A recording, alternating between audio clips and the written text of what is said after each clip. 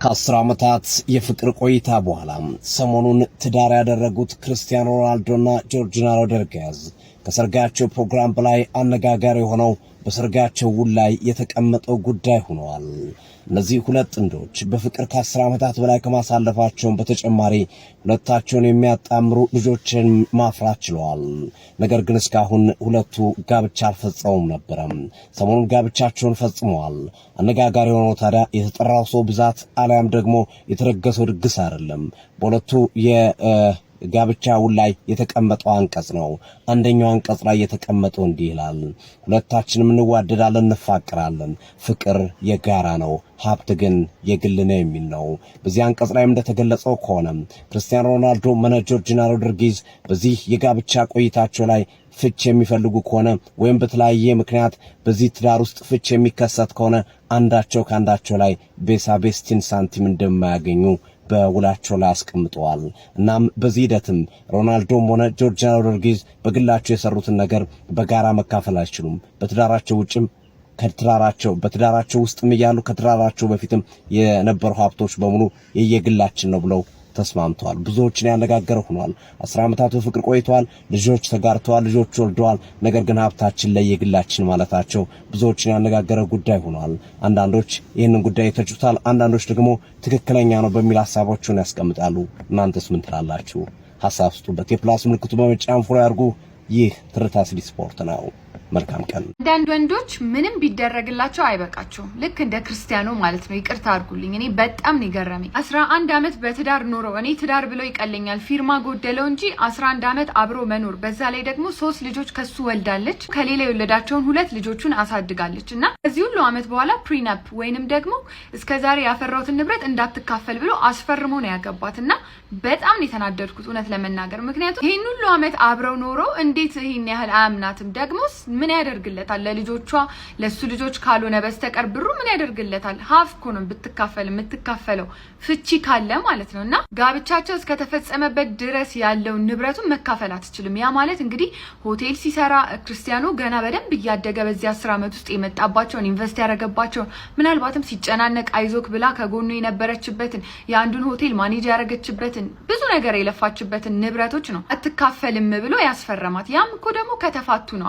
ላይፋቱም እኮ ይችላሉ። እና እንዴት ፍቅር ማተር አያደርግም? እንዴት ከዛ በኋላ ያለ ነገር አሻግሮ ያስባል? እኔ በጣም ነው የገረመኝ። እሷን እኮ ይሆናላ 2 ዓመት 3 ዓመት ያወቃት ሴት አይደለችም። 11 ዓመት አብረው ከኖሩ በኋላ አሁንም ድረስ አለመተማመን በጣም ከባድ ነው። እኔ በሆን በጣም ነበር ምናደደው። እውነቴን ነው። ግን ማለት ነው ሴቶች ምን ጊዜም ቢሆን የራሳቸው ገቢ ምንጭ በጣም ነው የሚያስፈልጋቸው። ጌታ እሷ ዝም ብላ በቃ እሱ የሚያመጣውን ገንዘብ ብቻ ኢንቨስት እያደረገች ዘና ብላ የምትኖር አይነት ሴት ብትሆን ኖሮ አሁን በዜሮ ነበር የምትጀምረው ማለት ነው። ለወደፊቷ ጋራንቲ ልጆቿን ለማሳደግ ማለት ነው። ለልጅ ብቻ አይደለም ለራሷም ደግሞ ባንክ አካውንት ውስጥ ዜሮ ነበር የሚሆነው። ግን እቺ ሴት ስማርት ስለሆነች ፌመስነቷን ተጠቅማበት በደንብ አድርጋ ገንዘብ ሰርታለች። የራሷ የሆነ ኢንካም ያላት ሚሊዮነር ናት እሷ ለራሷ ማለት ነውና እንደዛ ባይሆን ኖሮ ግን አስቡት ደግሞ ምን ያደርግለታል ከዚህ በኋላ? እንደው ተካፍሎም እኮ በጣም ብዙ ገንዘብ ነው። ለማን ሊሰጠው ነው? ለሷ ለልጆቹ ካልሆነና በጣም ሊገረመኝ እናም ደግሞ የተወሰነ ያህል ወርዶብኛል። አታሳሹኝና ለማንኛውም ሴቶች የራሳችሁን ኢንካም ያዙ የሚባለው በዚህ ምክንያት ነው። አያችሁ አይደል? ምንም ሀብታም ይሁን ደሃም ይሁን የሆነ ቀን ይሄ ነገር ሊፈጠር ይችላል። በቃ ምንም አይታወቅም ማለት ነው። ለማንኛውም በጣም የገረመኝን ነገር በዚህ አጋጣሚ ሼር ላርጋችሁ ብዬ ነው። ይሄ ቪዲዮ ደግሞ ከተመቻችሁ ፎሎ ማድረጋችሁን እንዳትረሱ። ስላያችሁኝ አመሰግናለሁ። እወዳችኋለሁ። መልካም ጊዜ።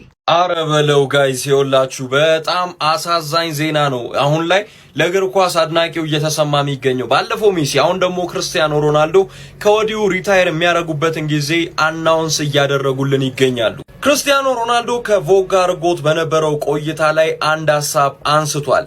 በአመቱ መጨረሻ ከእግር ኳሱ ዓለም ራሱን ሊያገል እንደሚችል እንግዲህ ጠቁሟል ማለት ነው። እንዲህ ሲል ተናግሯል። ይህ አመት ምናልባትም በእግር ኳስ የመጨረሻ አመቴ ነው፣ ለእግር ኳስ ትልቁን አሻራ ትቼ መሄድ እፈልጋለሁ ካለ በኋላ የእግር ኳስ ህይወቱን እንግዲህ ካጠናቀቀም በኋላ ብዙ ነገሮችን የማድረግ ፕላን እንዳለውና ከቤተሰቡ ጋር ጊዜዎችን ማሳለፍ እንዲሁም የተለያዩ ጉዞዎችን የማድረግ ፕላን እንዳለው ማያይዞ ተናግሯል። ለነዚህ ሁሉ ደግሞ ቀድሞ ከወዲሁ እየተዘጋጀም እንደሆነ መረጃዎችን አወጥቷል ማለት ነው ክርስቲያኖ ሮናልዶ።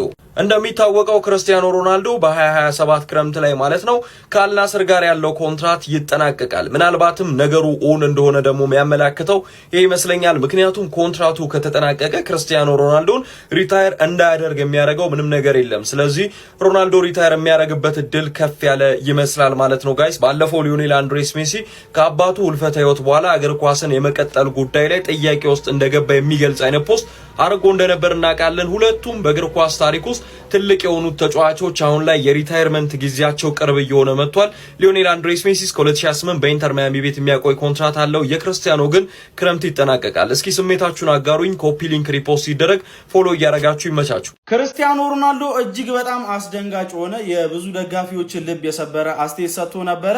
ይሄ የውድድር ዓመት ምናልባትም እንደ ፕሮፌሽናል እግር ኳስ ተጫዋች የመጨረሻ ሊሆን ይችላል ብሎ ተናግሮ ነበረ። 41 ዓመቱ ነው ክርስቲያኖ ሮናልዶ። ግን ያም ቢሆን በቃ መስማት ከማትፈልጓቸው ነገሮች አንዱን ነው የተናገረው ሮናልዶ። የእግር ኳስ አፍቃሪውን ይህንን መስማት የሚፈልጋለ ብዬ አላስብም። እንግዲህ ሮናልዶ አክሎ እንደተናገረው ከሆነ በእግር ኳስ ትልቅ ውርስ ጥዬ ማለፍ እፈልጋለሁ፣ የወደፊት የታቀደ ነው ሲል ተናግሮ ነበረ። ኤኒዌይ ይሄ የክርስቲያኖ ሮናልዶ አስተያየት ግን በርከት ያለው እግር ኳስ አፍቃሪያንን ልብ የሰበረ አስተያየት ሆኖ አግኝቼዋለሁ። በጣም ያልጠበቀ አስተያየት ነበረ። የመጨረሻ የውድድር ዓመቱ ሊሆን እንደሚችልም ክርስቲያኖ ሮናልዶ ፍንጭ የሰጠ ንግግር ነው የተናገረው። እናንተ ስለ ክርስቲያኖ ሮናልዶ ምን ትላላችሁ? ሐሳባችሁን አካፍሉኝ። የፕላስ ምልክቱ መጫን እንዳትረሱ። ክርስቲያኖ ሮናልዶ በእግር ኳስ የመጨረሻ ዓመቴ ነው ይህ ዓመት ብሏል ማለት ነው። ክርስቲያኖን በል ሜሲን በል ማንም በል ምናምን በቃ ክርስቲያኖ ዞሮ ክርስቲያኖ ነውና ይህን ዓመት ብቻ ነው ለመጨረሻ ጊዜ ነው በእግር ኳስ የምንመለከተው ማለት ነው። ሜሲን ባለፈ አባቱ ከሞተ በኋላ ሜሲም እንግዲህ ባለፈ አባቱ ከሞተ በኋላ ብሎ የነበረው ተመሳሳይ ነው። እንዴት ነው ከዚህ በኋላ እግር ኳስስ የምጫወተው ያለ አባቴ ምናምን ብሎ ነበርና አይ ቲንክ በቃ ሁለቱም ሪታየር የሚያደርጉበት ሰዓት የደረሰ ይመስለኛል። ሀሳብ አስተያየታችሁን ኮሜንት ላይ ጻፉልኝ። ይመቻችሁ።